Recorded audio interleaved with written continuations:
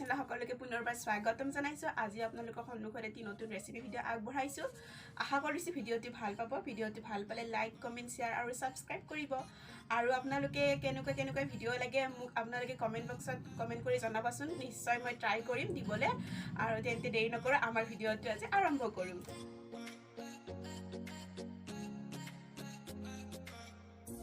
মই কেইখনমান ব্ৰেড লৈছোঁ আৰু মই অকণ ভাজি লৈছোঁ। আলু মটৰ ভাজি আপোনালোকে যি ভাজি লৈ ল'ব পাৰিব।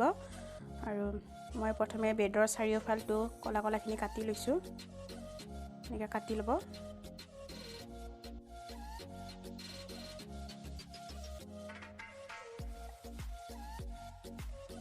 তাৰপিছত ঠাণ্ডা পানীত মই ব্ৰেডখন তিয়াই দিছোঁ।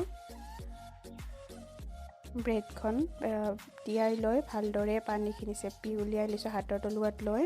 আপোনালোকে এনেকৈ হাতৰ তলুৱাত লৈ পানীখিনি চেপি উলিয়াই দিব। ব্ৰেডৰ ভিতৰত অকণমানো পানী নাৰাখিব। তাৰপিছত আকৌ এখন ব্ৰেড দি মই হাতৰ তলুৱাত লৈ ভালদৰে পানীখিনি চেপি উলিয়াই দিম। উলিয়াই দিলোঁ।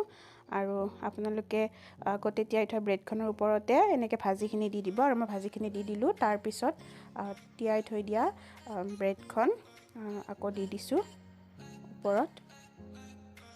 আৰু হেঁচি লাৰু বনাব আৰম্ভ কৰিছোঁ। আপোনালোকে এনেকৈ হেঁচি লাৰু বনাব চপ আকাৰত।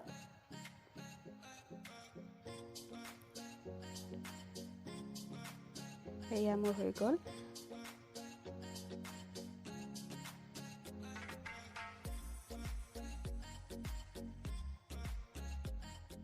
আৰু এখন কেৰাহীত ভালদৰে গৰম হোৱাৰ পিছত ৰিফাইন তেল দি আৰু এটা এটাকৈ মই চপ দি গৈছোঁ।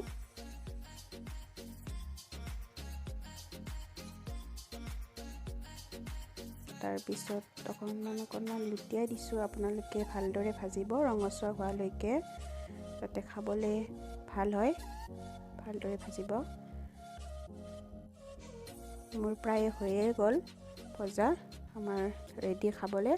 আপোনালোকে বনাই খাবচোন আৰু মোক কমেণ্ট বক্সত কমেণ্ট কৰি জনাব। ভিডিঅ'টো চাই থকাৰ বাবে ধন্যবাদ।